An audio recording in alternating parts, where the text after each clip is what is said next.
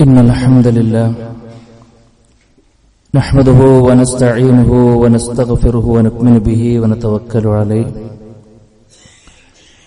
ونعوذ بالله من شرور أنفسنا ومن سيئات أعمالنا من يهده الله فلا مضل له ومن يضلل فلا هادي له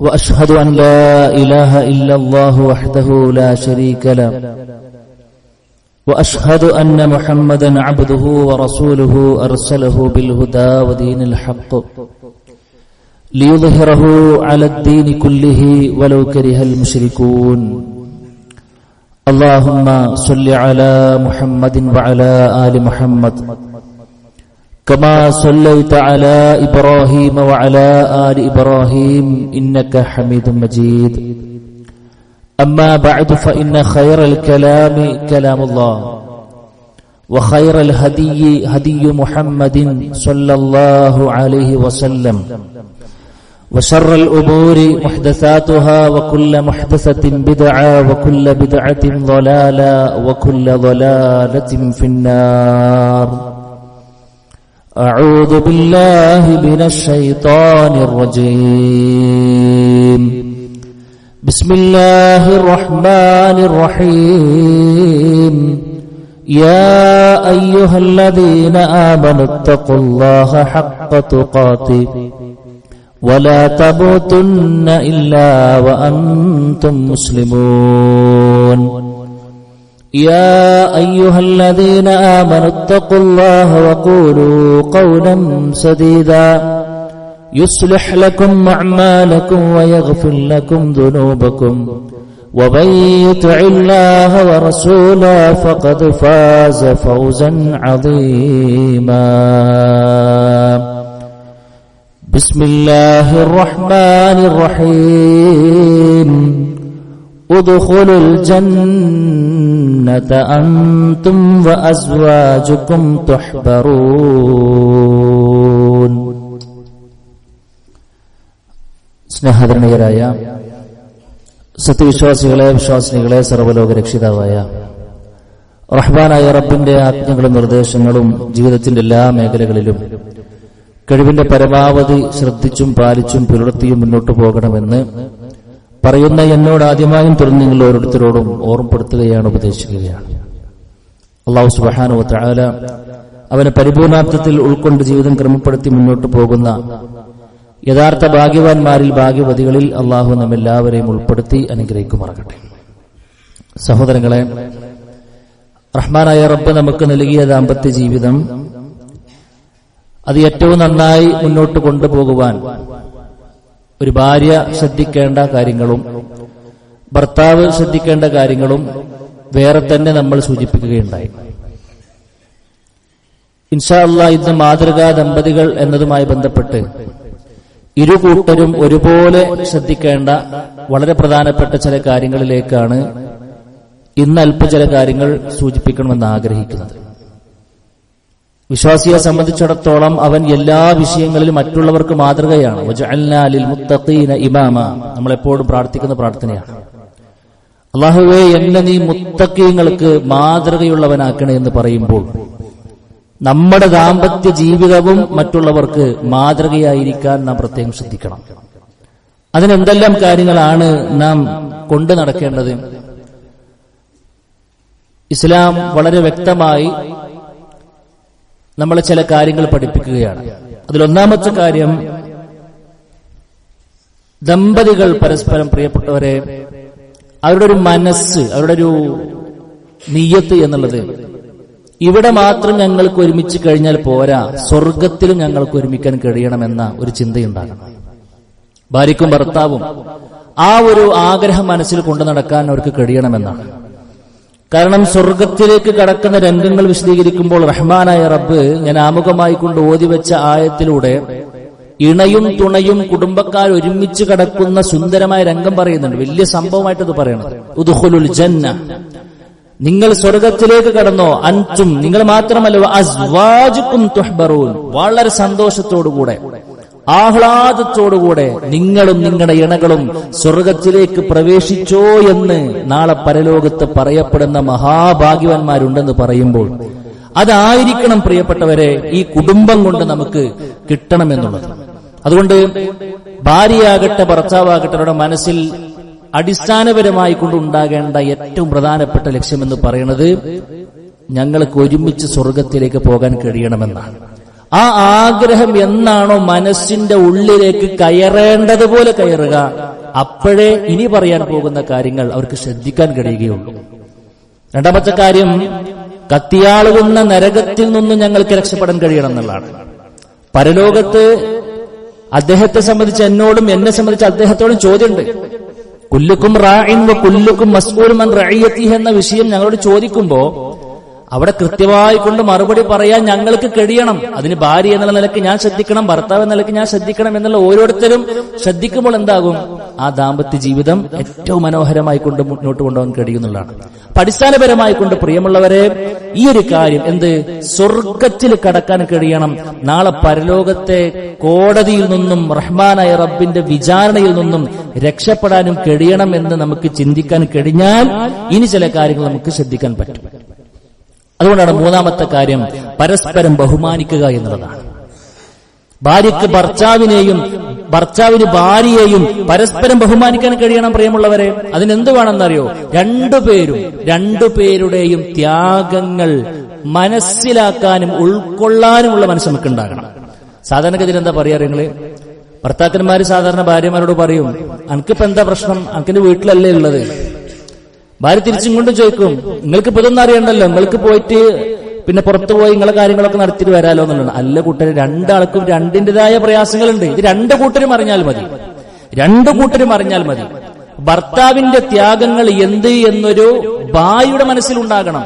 അവൾ പറയണം, നിങ്ങൾ കഠിനമായി ജോലി ചെയ്യുന്നുണ്ടല്ലേ, നിങ്ങൾ സമ്പത്ത് നേടാൻ വേണ്ടി അല്ലെങ്കിൽ കുടുംബത്തിന്റെ രണ്ടറ്റവും കൂട്ടിമുട്ടിക്കാൻ വേണ്ടി നിങ്ങൾ പെടാപ്പാട് പെടുന്നത് ഞാൻ അറിയുന്നുണ്ട്, നിങ്ങളുടെ പ്രയാസങ്ങളും വിഷമങ്ങളും എനിക്കറിയാം അല്ലെ, നിങ്ങൾ ഞങ്ങൾക്ക് വേണ്ടിയിട്ടാണ് ജീവിക്കുന്നതല്ലേ എന്ന എന്റെ ത്യാഗങ്ങൾ എന്റെ ഭാര്യക്കറിയാം എന്നൊരു ഭർത്താവ് എന്നുള്ള നിലയ്ക്ക് എന്നെനിക്ക് ബോധ്യപ്പെടുന്നുവോ ആ ഒരു സമയത്തെ എനിക്ക് അവളുടെ ത്യാഗങ്ങൾ ബോധ്യപ്പെടാൻ കഴിയുകയുള്ളൂ. ഇത് രണ്ടു കൂട്ടരും അങ്ങോട്ടും ഇങ്ങോട്ടും മനസ്സിലാക്കണമെന്നാണ്. ഭാര്യയുടെ ത്യാഗങ്ങൾ നമുക്കും അറിയണം. അവൾ രാവിലെ എണീറ്റത് മുതൽ അന്ത്യാഗോളം നമുക്ക് വേണ്ടി പണിയെടുക്കുകയാണ്. ഒരുപക്ഷെ നമുക്കൊരാഴ്ച ഒരു ദിവസം ലീവ് കിട്ടുമ്പോൾ പോലും അവൾ എക്സ്ട്രാ ഡ്യൂട്ടി എടുക്കുകയാണ്. ആ ത്യാഗങ്ങളുടെ വില പ്രിയമുള്ളവരെ നമുക്കും അറിയണം. അവളോട് പറയണം, നീ എനിക്കും എന്റെ മക്കൾക്കും വേണ്ടി ഒരുപാട് ത്യാഗങ്ങൾ ചെയ്യുന്നുണ്ടല്ലേ എന്നാണ്. ഇങ്ങനെയുള്ളൊരു പരസ്പരം, എന്റെ ഭർത്താവ് എന്റെ ത്യാഗങ്ങൾ അറിയുന്നവനാണ്, എന്റെ ഭാര്യ എന്റെ ത്യാഗങ്ങളെക്കുറിച്ച് അറിയുന്നവളാണ് എന്ന് പരസ്പരം രണ്ടു കൂട്ടർക്കും മനസ്സിലാക്കാൻ കഴിഞ്ഞാൽ ആ ദാമ്പത്യ ജീവിതം ഏറ്റവും മനോഹരമായി കൊണ്ട് മുന്നോട്ട് പോകാൻ കഴിയുമെന്നുള്ളതാണ് സൂചിപ്പിക്കുവാനുള്ളത്. നാലാമത്തെ കാര്യം എന്താണെന്നറിയോ, ഇങ്ങനെ ബോധ്യപ്പെട്ട ത്യാഗങ്ങൾ ഉണ്ടാവില്ല പ്രിയമുള്ളവരെ, അവരുടെ ത്യാഗങ്ങൾ ബോധ്യപ്പെടണം എന്നാ പറഞ്ഞത്. ആ ബോധ്യപ്പെട്ട ത്യാഗങ്ങൾക്ക് നന്ദി പറയാൻ പരസ്പരം കഴിയണം.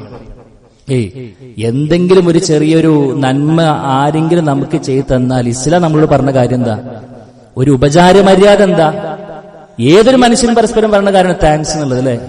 അതിൽ വിശ്വാസികൾ പരസ്പരമാണെങ്കിൽ അള്ളാഹു റസൂൽ പറഞ്ഞു ജസാക്കല്ലാഹ് ഖൈർ എന്ന് പറയണമെന്നാണ്. എന്താ ജസാക്കല്ലാഹ് ഖൈർ എന്ന് പറഞ്ഞാൽ, ബാറക്കല്ലാഹ് ഫീക്ക് എന്നൊക്കെ പറഞ്ഞാൽ അള്ളാഹ് നിനക്കിതിന് പ്രതിഫലം നൽകട്ടെ എന്നാണ്. അല്ലാഹു സുബ്ഹാനഹു വ തആല നിനക്കിതിന് ബറക്കത്ത് നൽകട്ടെ എന്നാണ്. പ്രിയമുള്ളവരെ, ഭാര്യയും ഭർത്താവും തമ്മിൽ ഇങ്ങനെ വർത്താനം നടക്കാറുണ്ടോ നമ്മൾ ആലോചിക്കുക. നടക്കുന്നില്ലെങ്കിൽ എത്ര വലിയ പിശുക്കന്മാരാണോ, എത്ര വലിയ ഹൈറുകളാണ് പരസ്പരം അവർ ദിനം പ്രതി നഷ്ടപ്പെടുത്തിക്കൊണ്ടിരിക്കുന്നത്.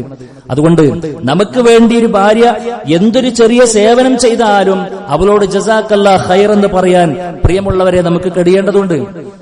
ഭാര്യമാര് ശ്രദ്ധിക്കണം, ഭർത്താക്കന്മാർ എന്തെങ്കിലും ഒരു കാര്യം ചെയ്തു തരുമ്പോൾ പറഞ്ഞ കാര്യങ്ങൾ പിന്നെ ചെയ്തു തരുന്ന സമയത്ത് ജസാക്കല്ലാഹ് ഖൈർ, ബാറക്കല്ലാഹ് ഫീക്ക് എന്നൊക്കെ പരസ്പരം പറയാനും അതൊരു പ്രാർത്ഥനയാണ്, അതൊരു ഖൈറിനും ബറക്കത്തിനും വേണ്ടി ചോദിക്കലാണ്. അത് കൊടുക്കാൻ നമുക്ക് കഴിയണം എന്നുള്ളതാണ്. പ്രത്യേകിച്ച് എവിടെ അറിയുകള്, ശാരീരിക ബന്ധം നടന്നു കഴിഞ്ഞാൽ അത് പറയണം എന്നുള്ളതാണ് അതിന്റെ സൈക്കോളജി.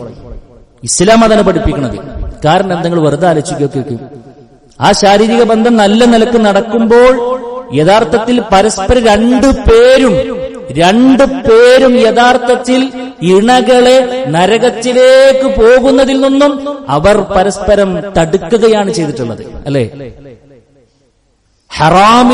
ഹറാമിലേക്ക് പോകുന്ന ഒരവസ്ഥ ഒഴിവാക്കുകയാണല്ലോ നടന്നത്. സത്യം പറഞ്ഞു കഴിഞ്ഞാൽ അതിലൂടെ പരസ്പരം രണ്ടുപേരും അവനവനുടെ സ്വർഗം ഉറപ്പുവരുത്താനുള്ള ഒരു സഹായമാണ് അവിടെ ചെയ്തിട്ടുള്ളത്. അതുകൊണ്ട് ജസാക്കല്ലാഹ് ഖൈർ എന്ന് പറയാൻ അവിടെ പോലും നമ്മൾ മറക്കരുത് എന്നുള്ളതാണ് സൂചിപ്പിക്കുവാനുള്ളത്. മറ്റൊന്ന്, പരസ്പരം പിന്തുണയും പ്രോത്സാഹനവും ഇരുകൂട്ടരും കൊടുക്കുക എന്നുള്ളതാണ്. ഭാര്യ എന്തേലും ചെയ്തിരുമ്പോ പറയുമ്പോൾ കറി നന്നായിട്ടുണ്ടെന്ന് പറയണം. അതൊരു ബഹുമാനമാണ്, അതൊരു പിന്തുണയാണ്, അതിൽ വല്ലാത്ത ഒരു മോട്ടിവേഷൻ ഉണ്ട്.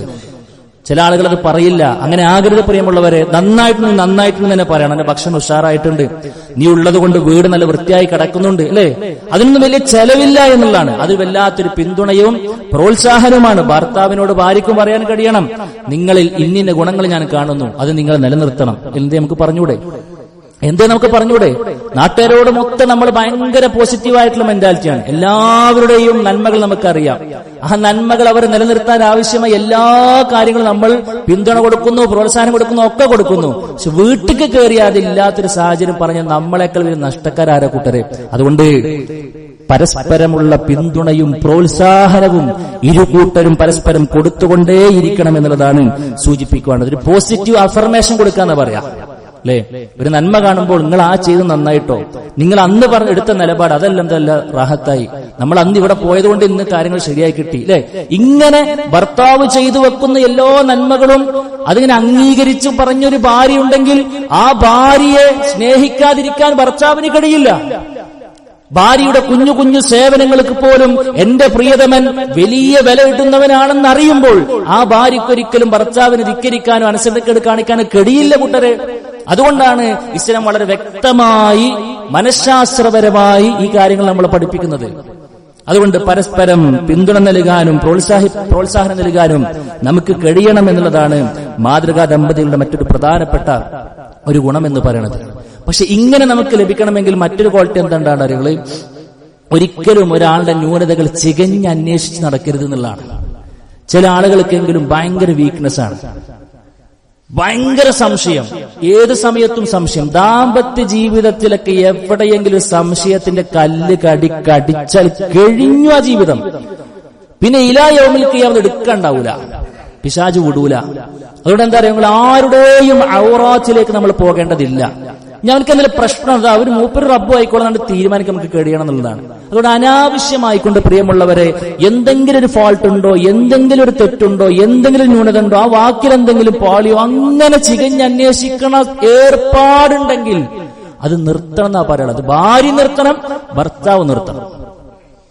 പരസ്പരം ശക്തി പകരാൻ കഴിയണം എന്നുള്ളതാണ്. ന്യൂനതകൾ ചികഞ്ഞന്വേഷിക്കാൻ പാടില്ല.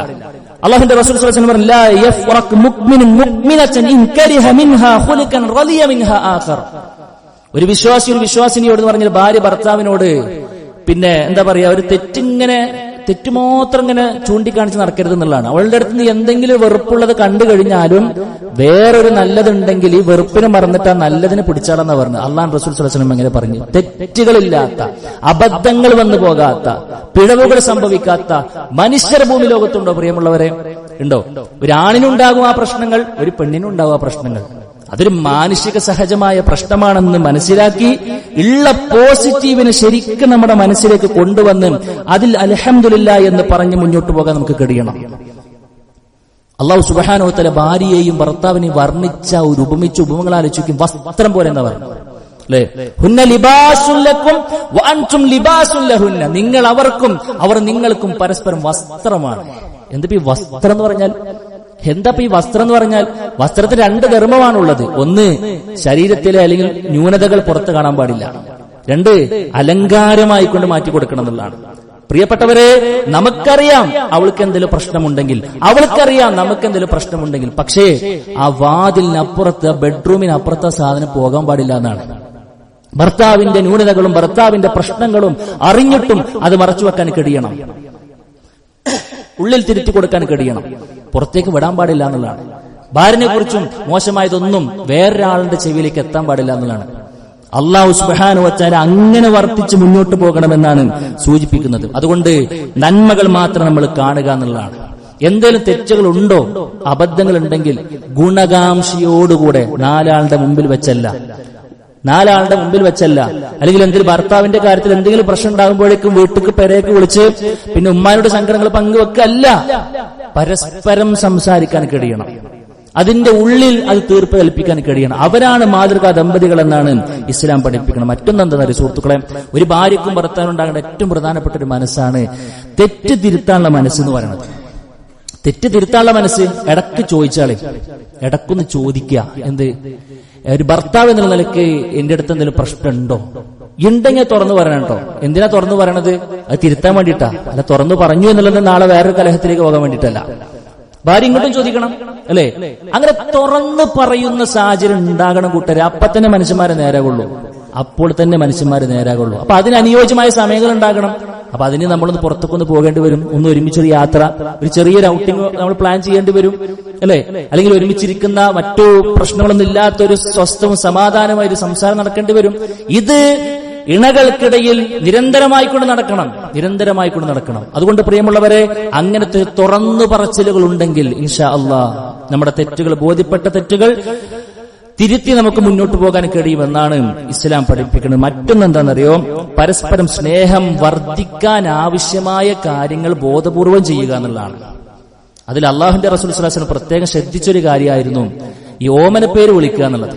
ഇതൊക്കെ പറയുമ്പോൾ പല ആളുകൾക്ക് നാണാണ് സുഹൃത്തുക്കളെ. നാണിച്ചിട്ടൊന്നൊരു കാര്യമല്ല. സ്നേഹം വേണോ, നാളെ സ്വർഗത്തിൽ ഒരുമിക്കണോ, ഇതൊക്കെ നടക്കണം എന്നാ പറയാനുള്ളത്. അള്ളാഹുവിന്റെ റസൂൽ സ്വല്ലല്ലാഹു അലൈഹി വസല്ലം ആയിഷ റളിയല്ലാഹു അൻഹക്ക് പ്രവാചകൻ കുറച്ചൊന്നിങ്ങനെയുണ്ട്, തന്നിൽ ഒരു അനിഷ്ടണ്ട് എപ്പോഴാ തിരിച്ചറിയാം നിങ്ങള്? ആയിഷ എന്നെ പേരുണ്ട് വിളിക്കും.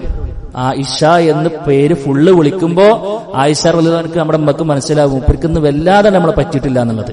കാരണം കുറച്ച് സ്നേഹം ചാലിച്ചു നിൽക്കുന്ന സമയത്താണെന്ന് ഹദീസിൽ നമുക്ക് കാണാം, യാ ആയിഷ, യാ ഹുമൈറ, ചുവന്ന പുഷ്പമേ എന്നർത്ഥമുള്ള മനോഹരമായ നല്ല ഓമനത്വം തുളുമ്പുന്ന പേരുകളാണ് അവർ പരസ്പരം സംസാരിച്ചിരുന്നത് എന്നുള്ളതാണ്. അതുകൊണ്ട് പ്രിയമുള്ളവരെ, ആ നിലക്ക് സ്നേഹം ചാലിച്ച വാക്കുകൾ ഉപയോഗിക്കുക എന്നുള്ളതും ജോലിഭാരം കുറക്കാൻ പരസ്പരം അങ്ങോട്ടും ഇങ്ങോട്ടൊക്കെ ഒന്ന് അഡ്ജസ്റ്റ് ചെയ്യുക എന്നുള്ളതൊക്കെ അതൊക്കെ ആ സ്നേഹബന്ധം ഊഷ്മളമാക്കുവാൻ പര്യാപ്തമായ കാര്യങ്ങളാണ്. അള്ളാഹുവിന്റെ റസൂൽ സ്വല്ലല്ലാഹു അലൈഹി വസല്ലമക്ക് എന്തെല്ലാം പണികളുണ്ട്, പുറത്ത് എന്തെല്ലാം ഉത്തരവാദിത്തങ്ങളുണ്ട്. എന്നാലും അള്ളാഹുവിന്റെ റസൂൽ സ്വല്ലല്ലാഹു അലൈഹി വസല്ലമ സ്ഥലം കിട്ടുമ്പോഴൊക്കെ ഭാര്യമാരെ വീടുപണിയിൽ സഹായിച്ചിരുന്നു എന്നുള്ളതാണ്. അതൊരു കുറവല്ല പ്രിയമുള്ളവരെ, അതൊരു കുറവല്ല, അത് അവരുടെ അവകാശമൊന്നല്ല. പക്ഷേ ആ സ്നേഹം ഉണ്ടാക്കിയെടുക്കാൻ ഒരു കാരണമാണ്. അത് ഓരോ കുടുംബത്തിന്റെ പശ്ചാത്തലം അനുസരിച്ച് നമ്മളൊന്ന് ജോലി ഭാരം കുറച്ചു കൊടുക്കുക എന്നുള്ളതാണ് സൂചിപ്പിക്കുന്നത്. ഭാര്യ ഭർത്താവിനും ഭർത്താവിന്റെ ജോലി ഭാരം കുറക്കാൻ എന്തൊക്കെ അവസരമുണ്ടോ അത് ഭർത്താവിന് തോന്നണം, അവൾ ഉള്ളത് കൊണ്ട് അൽഹംദുലില്ലാഹ് എനിക്ക് കുറെ മെച്ചുണ്ട്, അങ്ങനെ തോന്നിയാൽ മതി. ഭാര്യയ്ക്ക് മൂപ്പരുള്ളത് കൊണ്ട് അൽഹംദുലില്ലാഹ് എനിക്ക് കുറെ മെച്ചുണ്ട്, ഇങ്ങനെ തോന്നിക്കഴിഞ്ഞാൽ അൽഹംദുലില്ലാഹ് സ്നേഹം ഓട്ടോമാറ്റിക്കലി ഉണ്ടാവുന്നതാണ്. മറ്റൊന്ന് സമ്മാനങ്ങൾ കൈമാറുക എന്നുള്ളതാണ്. തഹാദൗ തഹാബു, നിങ്ങൾ പരസ്പരം ഹദിയകൾ കൊടുക്കണം, അത് നിങ്ങളുടെ ഇഷ്ടങ്ങൾ ഉണ്ടാക്കുന്നതാണ്. ഈ ഹദിയകൾ എന്നൊക്കെ പറയുമ്പോൾ സർപ്രൈസ് ഗിഫ്റ്റ് കിട്ടിയില്ലെങ്കിൽ ഒരു പ്രശ്നം, അതൊന്നും അതിലേക്കൊന്നും പോകാൻ പാടില്ല. ആളുകൾ അങ്ങനെയൊക്കെ പലരും മാറ്റിയിട്ടുണ്ട്, അതിന്റെ ഒന്നും ആവശ്യമില്ല. മറിച്ച് അതെത്ര കുറവാണെന്നുണ്ടെങ്കിലും അതെത്ര ചെറുതാണെന്നുണ്ടെങ്കിലും തൃപ്തിയോടുകൂടെ ഇഷ്ടപ്പെട്ടുകൊണ്ട് ഭർത്താവ് കൊണ്ടുവന്നൊരു സംഗതിയെ അത് ആ ഇഷ്ടത്തോടുകൂടെ സ്വീകരിക്കാൻ കഴിയണം. നമ്മൾ തന്നെ കൊടുത്ത പോക്കറ്റ് മണി ഇങ്ങനെ പിച്ചം വെച്ചും കണ്ടിരിക്കുക, നമുക്ക് ചെറിയൊരു സാധനം പിന്നെ അവര് ഗിഫ്റ്റ് എന്തെങ്കിലും തരിക, അത് വലിയ രൂപത്തിൽ നമ്മൾ സ്വീകരിക്കണം. കോടികളുടെ വില നമുക്കതിനെ കാണാൻ നമുക്ക് കഴിയണം. സുഹൃത്തുക്കളെ, അങ്ങനെ പരസ്പരം ഹദിയകൾ കൈമാറുക എന്നുള്ളതും റസൂൽ കരീം സ്വല്ലല്ലാഹു അലൈഹി വസല്ലം പരസ്പരം ശ്രദ്ധിക്കാൻ വേണ്ടി പറഞ്ഞ കാര്യമാണെന്നുള്ള സൂചിപ്പിക്കണം. മറ്റൊന്ന് കൂടിയാലോചനയാണ്. ദമ്പതികൾക്കിടയിൽ കൂടിയാലോചനകൾ നടക്കണം. ഭർത്താവ് തീരുമാനിക്കും, ഞാനത് ചെയ്തോളാം, ഞാനാ കുടുംബത്തിന്റെ നാഥൻ, ഞാനോട് വിചാരിക്കും, ഞാനോട് പറയും, ഞാനോട് പ്ലാൻ ചെയ്തുകൊണ്ട് വന്നാൽ മതി. അതല്ല സുഹൃത്തുക്കളെ, അതങ്ങനെ നടക്കും. ആ വാഹനം ഇങ്ങനെ ഓടും, പക്ഷെ ഒരു രസമൊന്നും ഉണ്ടാവില്ല. ആ വാഹനത്തിൽ യാത്ര ചെയ്യാൻ വലിയ സുഖമൊന്നും ഉണ്ടാവില്ല. അതല്ല, ഏത് ചെറിയ കാര്യമാണെന്നുണ്ടെങ്കിലും അവളോടൊന്ന് സംസാരിക്കാം. അവൾക്ക് എന്തെങ്കിലും പ്ലാനിംഗ് ഉണ്ടോ, നമ്മളോടൊന്ന് സംസാരിക്കാം.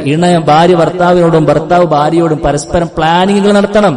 എന്തെല്ലാം കാര്യങ്ങൾ ചർച്ച ചെയ്യാണ്ട്, എന്തെല്ലാം കാര്യങ്ങൾ കുടുംബത്തിൽ ചർച്ച ചെയ്യാനുണ്ട്, അതൊന്ന് പരസ്പരം ചോദിച്ചും പറഞ്ഞും മിണ്ടിയും പറഞ്ഞൊക്കെ ഒരു തീരുമാനത്തിലൂടെ വരികയാണെങ്കിൽ അതിലൊരു ബറക്കത്തുണ്ട്, ഒരു ഖൈറുണ്ടെന്നല്ലേ നമ്മൾ മനസ്സിലാക്കേണ്ടത്. വശാവിരുഹും ഫിൽ അംരി, അല്ലേ? റസൂൽ കരീം സ്വല്ലല്ലാഹു അലൈഹി വസല്ലം വഹി ഇറങ്ങുന്ന പ്രവാചകനോട് പോലും പറഞ്ഞത് സ്വഹാബാക്കളുമായി കൊണ്ട് കൂടിയാലോചന നടത്താനാണ്. ആ കൂടിയാലോചന ഇണകൾക്കിടയിലൊക്കെ ഉണ്ടാകണം, അല്ലെ? ഫാമിലി പ്ലാനിങ്ങൾ ഉണ്ടാകണം. നമ്മുടെ ബഡ്ജറ്റുമായി ബന്ധപ്പെട്ട കാര്യങ്ങൾ സംസാരിക്കാൻ പറ്റും, കുട്ടികളുടെ പഠനവുമായി ബന്ധപ്പെട്ട കാര്യങ്ങൾ സംസാരിക്കാൻ പറ്റും.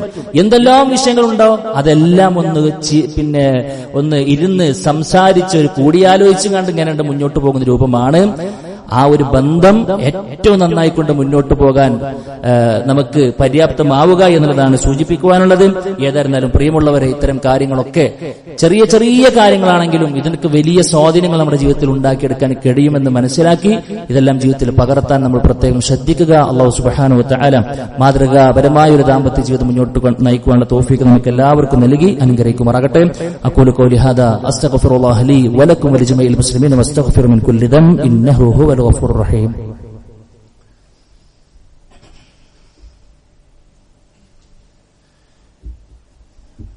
അൽഹംദുലില്ലാഹി വഹ്ദഹു വസ്സലാത്തു വസ്സലാമു അലാ മൻ ലാ നബിയ്യ ബഅദഹു. അല്ലാഹു സുബ്ഹാനഹു വ തആലയുടെ വിധികളും വിലക്കുകളും പാലിച്ചുകൊണ്ട് ജീവിക്കണമെന്ന് വീണ്ടും വീണ്ടും ഓർമ്മപ്പെടുത്തുകയാണ്. സുഹൃത്തുക്കളെ, മാതൃകാപരമായ ഒരു ദാമ്പത്യ ജീവിതം നയിക്കണമെങ്കിൽ നാം ശ്രദ്ധിക്കേണ്ട വളരെ പ്രധാനപ്പെട്ട ചില കാര്യങ്ങളിലേക്ക് മറ്റൊന്ന് ചേർത്തി വെക്കാൻ കഴിയുന്നത്, മക്കളോട് നമ്മൾ ഇണകളെ സംബന്ധിച്ച് നല്ലത് പറയാന്നുള്ളതാണ്. പല ആളുകളും ഒരു പരാജയം നേരിടുന്ന ഒരു സംഗതിയാണ്. അദ്ദേഹത്തോട് എന്തെങ്കിലും പ്രശ്നം ഉണ്ടാവും, ഭാര്യയ്ക്ക് ഭർത്താവിനോട് എന്തെങ്കിലും ചെറിയൊരു പ്രശ്നം ഉണ്ടാകുമ്പോഴേക്കും മക്കളെ സ്വാധീനിക്കുക. നിങ്ങളുടെ വാപ്പ അങ്ങനെയാണ്, മുപ്പരിക്ക് അങ്ങനത്തെ പ്രശ്നം, അങ്ങട്ടാണ് പറഞ്ഞുകൊണ്ട് മക്കളുടെ മനസ്സിൽ ഉപ്പാനെ കുറിച്ചൊരു മോശമായ ഒരു പ്രതീകം സൃഷ്ടിക്കുക എന്നുള്ളത് ഒരു നിലക്കും ഒരു ഭാര്യ ഒന്നും ഉണ്ടാകാൻ പാടില്ല. നേരെ തിരിച്ചും കിട്ടും. ഭാര്യയെ സംബന്ധിച്ച് എന്തെങ്കിലും ഒരു പ്രശ്നം ഉണ്ടാകുമ്പോഴേക്കും പിന്നെ മകളോട് വസിയത്തടിച്ച് എന്റെ ഉമ്മാനെ പോലെ ആകരുത്, ഇങ്ങോട്ടാകരുത്, എന്താണ് ഈ പറയണമെന്ന് ആലോചിക്കുങ്ങള്. അങ്ങനെ ഈ വായെന്നൊരു സാധനം വിട്ടുകഴിഞ്ഞാണ്ടല്ലോ പിന്നീട് തിരിച്ചെടുക്കാൻ കഴിയില്ല. അതിന്റെ മുറിവുണക്കാൻ ലോകത്തിൽ ഒരു മരുന്നില്ല. അതൊന്നും പിന്നെ പുറത്തേക്ക് അങ്ങനെയുണ്ട് എന്താ പറയാ തേച്ചു കൊടുത്താൽ മാറുന്ന സാധനമല്ല. അതുകൊണ്ട് എന്താ അറിയോ, അങ്ങനത്തെ ഒരു നിലവാരം കുറഞ്ഞതിലേക്കൊന്നും നമ്മൾ പരസ്പരം പോകാതിരിക്കുക എന്നുള്ളതാണ് സൂചിപ്പിക്കുക. നേരത്തെ പറഞ്ഞതുപോലെ വസ്ത്രം കണക്കെ പ്രത്യേകം ശ്രദ്ധിക്കണം എന്നുള്ളതാണ് സൂചിപ്പിക്കുന്നത്. മറ്റൊന്ന് എന്താണെന്നറിയോ, നമ്മിലൂടെ ഏറ്റവും നല്ല മാതൃക പിന്നെ നമുക്ക് കൈമാറേണ്ടത് ആരറിയങ്ങള് നമ്മുടെ മക്കളാണ്. ഇന്നത്തെ കാലഘട്ടങ്ങൾക്ക് അറിയില്ലേ, ഇന്നത്തെ കാലഘട്ടത്തിന് പ്രത്യേകം എന്താ, വിവാഹം വേണ്ട എന്ന് ചിന്തിക്കുന്നവരാണ് നല്ലൊരു ശതമാനം വരുന്ന തലമുറയിലെ ആളുകൾ. എന്തേ കാരണം വിവാഹം ഞാൻ കണ്ടെടുത്തോളം എന്റെ വീട്ടിൽ എന്താ വാപ്പി ഇമ്മി ഓലിപ്പോ ഒരു പുതിയ കണക്കാണല്ലോ അല്ലെ, ഒരു ഭാര്യയും ഭർത്താവുമാണ്. എന്റെ ഉമ്മാന്റെ എല്ലാവിധ സ്വൈര്യക്കേടിന്റെയും കാരണം എന്റെ ഉമ്മ ഒരു വിവാഹത്തിലേക്ക് വന്നു എന്നുള്ളതാണ്. എന്റെ ഉപ്പാന്റെ എല്ലാവിധ പ്രശ്നങ്ങൾക്കുള്ള കാരണം ഉമ്മാന് വാപ്പ സ്വീകരിച്ചു എന്നുള്ളതാണ്. ഇത് മൂന്നാമത്തെ ഒരു പാർട്ടി ആയിക്കൊണ്ടൊരു മക്കള് വിധി എഴുതുകയാണെങ്കിൽ ആ മക്കൾക്ക് എങ്ങനെയാണ് പ്രിയമുള്ള ഒരു ദാമ്പത്യത്തെ കുറിച്ച് സ്വപ്നം കാണാൻ കഴിയുക? ആലോചിക്കും. എന്ത് സിഗ്നലാണ് നമ്മൾ കൊടുക്കുന്നത്, എന്ത് ഗുണപാഠമാണ് നമ്മൾ കൊടുക്കുന്നത്? അതുകൊണ്ട് അതുണ്ടാകാൻ പാടില്ല എന്നുള്ള സൂചിപ്പിക്കാനുള്ളത്. അതുണ്ടാകാൻ പാടില്ല. ഒരു മകൻ ഒരു വാപ്പാനെ കുറിച്ച് എന്ത് ചിന്തിക്കണമെന്നറിയോ? ഒരു പെണ്ണിനെ പോറ്റേണ്ടത് എങ്ങനെയാണെന്ന കൃത്യമായ ധാരണ വാപ്പാക്ക് മകൻ കൈമാറാൻ കഴിയണം. ആ മകൻ ഉമ്മാനെ കുറിച്ച് എന്ത് ചിന്തിക്കണമെന്നറിയോ? എന്റെ ജീവിതത്തിലേക്ക് ഒരു പെണ്ണുണ്ടെങ്കിൽ ഉമ്മാനെ പോലത്തെ ഒരാളെ കിട്ടണം. എന്താ, ഉമ്മ അത്ര ഉഷാറായിട്ടാണ് വാപ്പാനെ കൊണ്ടുനടക്കുന്നത്. അത്രയേറെ പിന്നെ സേവനങ്ങളാണ് വാപ്പാക്ക് വേണ്ടി ഉമ്മ ചെയ്തു കൊടുക്കുന്നത്.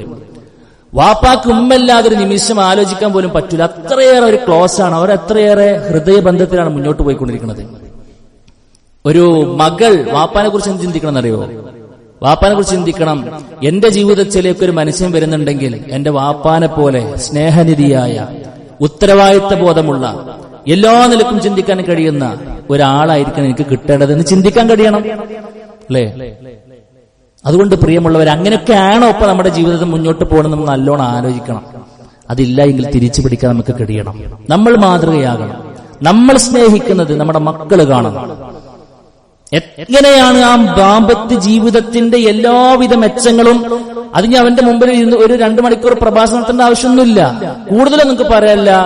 ഞങ്ങളിപ്പോൾ ആഗ്രഹിച്ചുകൊണ്ടിരിക്കണം, പ്രായപൂർത്തിയായ മക്കൾ ആഗ്രഹിക്കുകയാണ് എന്ത്, കല്യാണം എന്നുള്ളത്. കാരണം എന്താ, ഒരു കല്യാണം നടന്നാൽ ഉണ്ടാകുന്ന ജീവിതത്തിലെ സുഖങ്ങൾ എന്താണെന്നുള്ളത് അവരിങ്ങനെ കാണുകയാണ്. വാപ്പി ഇമ്മിയും തമ്മിലുള്ള ജീവിതത്തിലെ ആ സുന്ദരമായ നിമിഷങ്ങൾ, അവർ തമ്മിലുള്ള ഹാപ്പി, അല്ലേ? അവരുടെ ജീവിതത്തിൽ വാപ്പാക്ക് വരുന്ന എന്തൊരു ടെൻഷനായിട്ട് വാപ്പ ഇങ്ങോട്ട് വരുമ്പോൾ ആകെ ഇങ്ങോട്ട് ചടച്ചിട്ട് വരുന്ന വാപ്പാന് പിന്നെ ഉമ്മാവുമായിട്ട് കുറച്ചു നേരം ഇങ്ങനെ സംസാരിക്കുമ്പോൾ വാപ്പാന്റെ മുഖം അത് മാറുന്നതും അത് സന്തോഷപൂരിതമാകണമൊക്കെ മക്കളിങ്ങനെ വാച്ച് ചെയ്യാണ്, മക്കളിങ്ങനെ വീക്ഷിക്കുകയാണ്. അതിങ്ങനെ കാണുമ്പോ അൽഹംദുലില്ലാ ഒരു എണ്ണം നമ്മുടെ ജീവിതത്തിൽ വന്നാൽ ഇങ്ങനത്തെ ഒരുപാട് ഖൈറുകൾ ഉണ്ടല്ലേ എന്നങ്ങോട്ട് അവർക്കിടെ തോന്നണം എന്നുള്ളതാ. അപ്പൊ പിന്നെ നാടും നഗരമൊക്കെ ഒന്നിച്ച്, മീഡിയകൾ മുഴുവനും ഒന്നിച്ച്, പ്രിയമുള്ളവരെ, ദാമ്പത്യ ജീവിതത്തിനെ അള്ളാഹു വെച്ച ലക്ഷ്യങ്ങളെ വിലമതിച്ച് അതല്ലെങ്കിൽ വില കുറച്ച് കാണിക്കുന്ന എന്തെല്ലോ കാര്യങ്ങൾ ഉണ്ടായിക്കഴിഞ്ഞാലും അതൊന്നും അവരെ ഏൽക്കൂല എന്നുള്ള പറയാനുള്ളത്. കാരണം അവരിവിടെ കണ്ടുകൊണ്ടിരിക്കുന്നത് യഥാർത്ഥ ജീവിതമാണ്.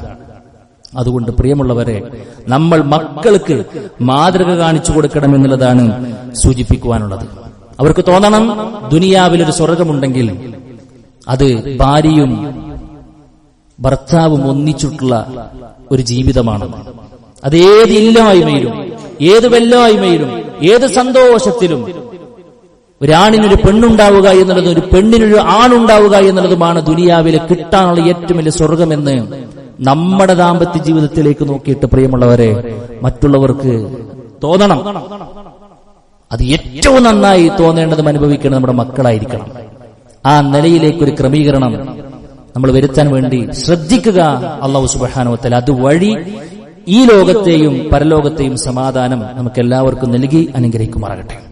നമ്മുടെ ജീവിതത്തിൽ ആ രംഗത്ത് എന്തെങ്കിലും വന്നുപോയിട്ടുള്ള ഉത്തരവാദിത്ത ലംഘനങ്ങളോ അത് ആ നിലക്കുള്ള പ്രശ്നങ്ങളൊക്കെ ഉണ്ടെങ്കിൽ റഹ്മാനായ റബ്ബ് അതെല്ലാം നമുക്ക് വിട്ടുപുറത്ത് മാപ്പാക്കി തീരുമാറാകട്ടെ. കേട്ട കാര്യങ്ങളെല്ലാം ജീവിതത്തിന്റെ ഭാഗമാക്കുവാനുള്ള തൗഫീക്ക് റഹ്മാനായ റബ്ബ് നമുക്ക് എല്ലാവർക്കും നൽകി അനുഗ്രഹിക്കുമാറാകട്ടെ. അല്ലാഹുവേ, അറിഞ്ഞും അറിയാതെയും ബന്ധപ്പെട്ട ചെറുതും വലുതുമായ മുഴുവൻ തെറ്റുകളും കുറ്റങ്ങളും വിട്ടുപുറത്ത് മാപ്പാക്കി തരണമേ റബ്ബേ. ഞങ്ങൾക്ക് മുമ്പ് മരണപ്പെട്ടു പോയിട്ട് ഞങ്ങളുടെ മാതാപിതാക്കൾ, കൂട്ടുകുടുംബക്കാർ, ആദർശ ബന്ധുക്കൾ എല്ലാവരുടെയും ഖബറുകളും വിശാലമാക്കി കൊടുക്കണമേ റഹ്മാനെ. അല്ലാഹുവേ, ഞങ്ങളെയും അവരെയും നിന്റെ ജന്നാത്തുൽ ഫിർദൗസിൽ ഒരുമിച്ച് കൂട്ടി അനുഗ്രഹിക്കണമേ റബ്ബേ. അല്ലാഹുവേ, പ്രാർത്ഥന കൊണ്ട് വസിയത്ത് നൽകി ഒരുപാട് ആളുകളുടെ നിരന്തരമായിക്കൊണ്ട് ഒരുപാട് പ്രയാസങ്ങൾക്ക് ആശുപത്രിയിൽ കിടക്കുന്നവർ, രോഗം മൂർജിച്ചവർ, കടം കൊണ്ട് വലഞ്ഞവർ, ഒരുപാട് പ്രയാസങ്ങൾ റഹ്മാനായ റബ്ബിയുടെ എല്ലാവിധ പ്രയാസങ്ങളും മാറ്റി കൊടുക്കണമേ റബ്ബേ. അല്ലാഹുമ്മ ഗഫിർ ലിൽ മുഅ്മിനീന വൽ മുഅ്മിനാത്ത് വൽ മുസ്ലിമീന വൽ മുസ്ലിമാത്ത് വൽ അഹ്യാഉ മിൻഹും വൽ അംവാത്ത് ഇന്നക മുജീബു ദഅവാതി യാ ഖാദിയൽ ഹജാത്ത്. അല്ലാഹുമ്മ അജിർനാ